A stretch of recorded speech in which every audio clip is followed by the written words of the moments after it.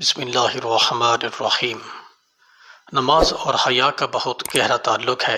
نماز انسان کو بے حیائی سے روکتی ہے اور حیا دین اسلام کی بنیاد ہے۔ جب نماز گئی تو حیا گئی، اور حیا گئی تو ایمان گیا، اور جب ایمان چلا گیا تو باقی بچتا ہی کیا ہے؟ انسان کفر کے دائرے میں آ گیا۔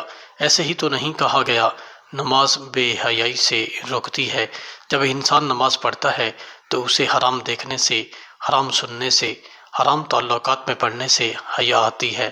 حدیث میں آتا ہے کفر اور ایمان کے درمیان فرق کرنے والی چیز نماز کا ترک کرنا ہے۔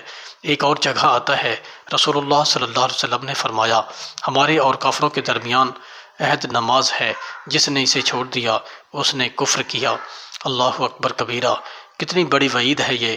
اگر نماز نہیں پڑھتے تو دائرہ اسلام سے خارج۔ خدا را اپنی نمازوں کو باقاعدگی سے ادا کیا کریں۔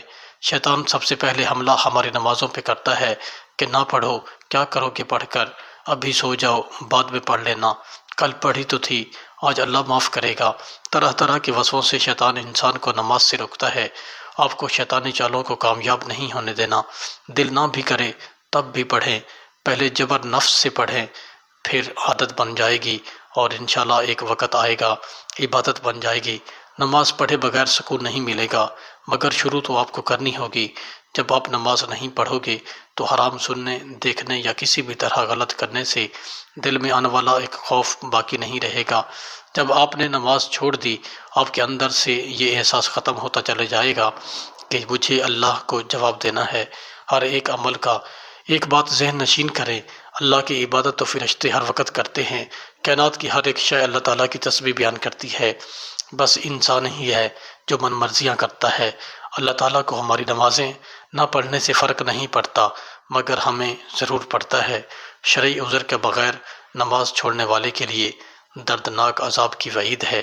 بے شک اللہ غفور الرحیم ہے، لیکن فرائض کے معاملے میں کوتاہی نہیں برتے جا سکتی۔ اللہ تعالیٰ ہمیں باقاعدگی سے نماز پڑھنے والے اور نمازوں کی حفاظت کرنے والے بنائیں۔ آمین ثم آمین۔